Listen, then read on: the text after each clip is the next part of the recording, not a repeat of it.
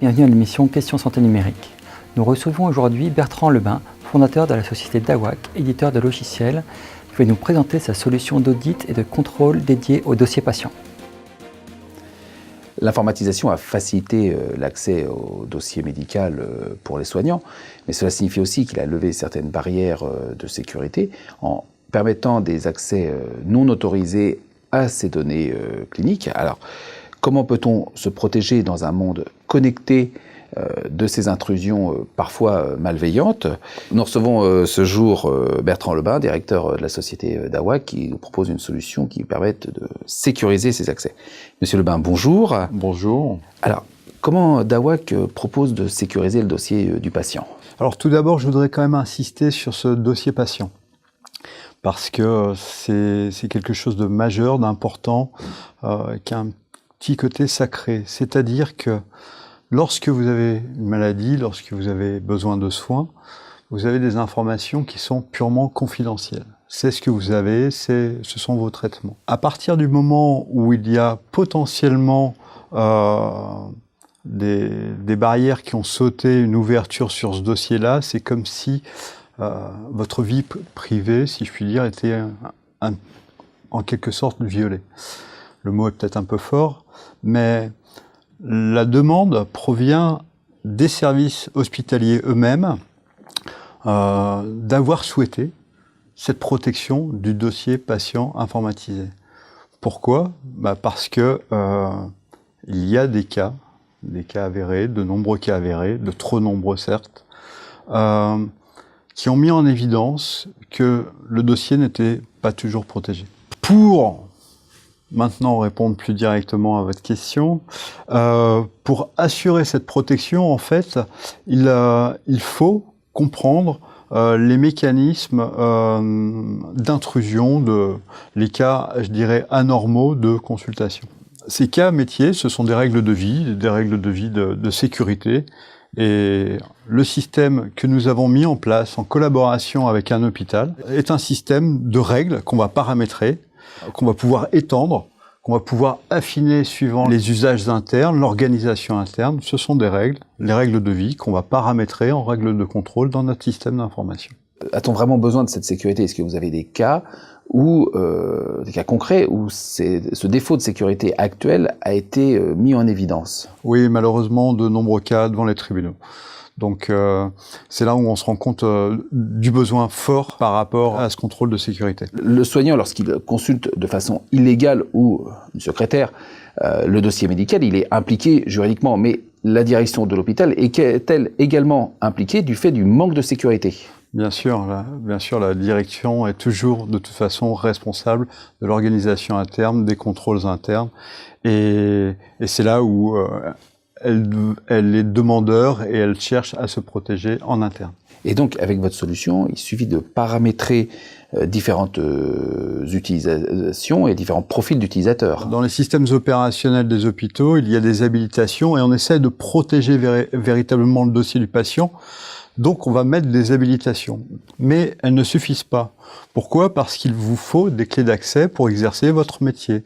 Vous pouvez pas mettre des barrières partout, sans quoi le personnel ne peut pas forcément accéder aux informations qui sont juste indispensables pour son métier. Donc, je dirais la bonne idée, c'est de laisser ce contrôle a posteriori, c'est-à-dire de vérifier que les habilitations qui ont été mises en amont et les règles de sécurité et de protection qui sont mises en amont ont bien été respectées. Mais si vous le faites dans le logiciel amont, en fait, vous le cachez, parce que dans le logiciel amont, vous serez obligé de lui faire confiance.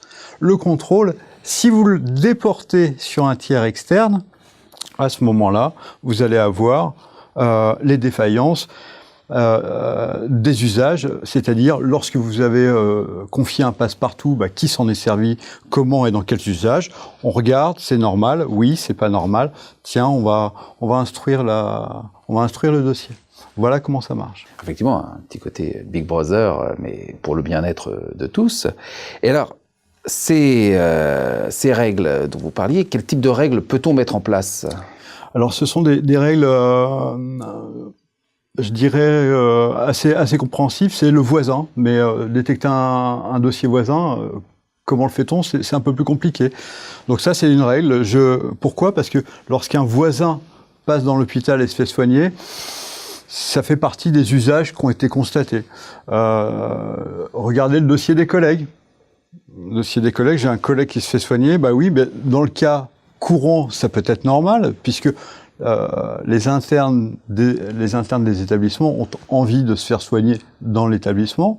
Par contre, à partir du moment où le personnel interne administratif a la possibilité d'aller voir, pourquoi ne le ferait-il pas s'il n'y a pas d'arbitre, s'il n'y a pas de garde-fou? Voilà. Donc le voisin, ça peut être la famille également. Enfin, j'en passe. Ça peut être des VIP.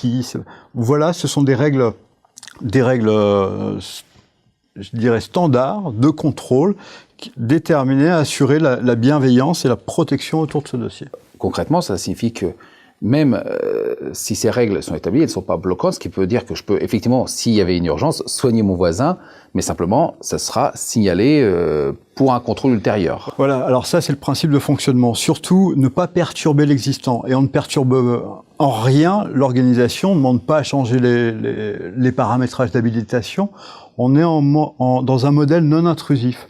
On récupère les traces des actions qui ont été faites sur les dossiers, et on pose dans un entrepôt de données qui est propriétaire au logiciel.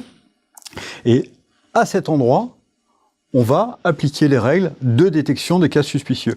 Ce qui est intéressant, c'est que c'est un contrôle industrialisé automatique qui va aller chercher les 5 cas, 10 cas du jour qui paraissent anormaux. Ensuite, le logiciel, il ne prend pas de sanction. Le logiciel, il ne fait que proposer à une commission de sécurité, où là, c'est, une fois de plus, l'homme qui regarde, qui prend son téléphone, qui instruit le pourquoi c'est sorti comme ça. Et donc, voilà, moi, en tant qu'utilisateur, par contre, ça ne change rien à ma vie courante. Il n'y a pas de gêne à mon travail. Non, ça ne provoque absolument aucune gêne. Il n'y a aucune action qui est faite en direct, ni alerte, ni quoi que ce soit. On vous envoie pas un spam, dirais-je. Il est probable que ça facilite largement un autocontrôle des utilisateurs. Le fait de savoir qu'il y a cette solution probablement diminue le risque en lui-même d'intrusion illégale. Alors ça c'est le constat. Lorsqu'on a démarré la mise en place de ce logiciel, on avait 120, 150 dossiers jour. Et en fait, 6 mois plus tard, en multipliant le nombre de règles par 3, on a une quinzaine de dossiers jour. Les actions qui ont été menées, c'est de l'accompagnement au changement. Vous avez tel usage, il ne faut pas faire comme ça, il vaut mieux faire comme ça. C'est donc de l'accompagnement au changement sur l'utilisation du logiciel. C'est, je dirais, un petit peu peut-être d'éducation également.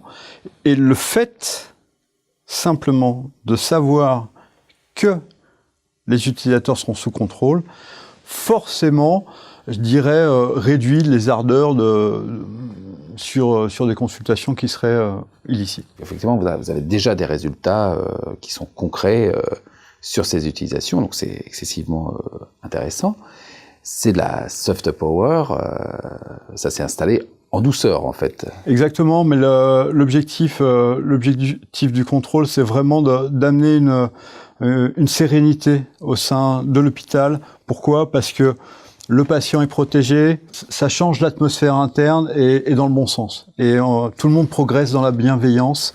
Et à partir du moment où les règles qui sont normales, qui sont réglementaires, qui ont été posées, sont respectées, on a un confort de travail qui s'établit de façon naturelle.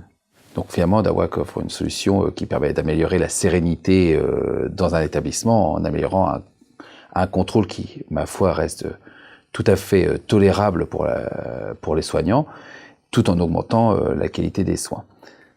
Eh bien, Monsieur Lebin, je vous remercie pour votre intervention.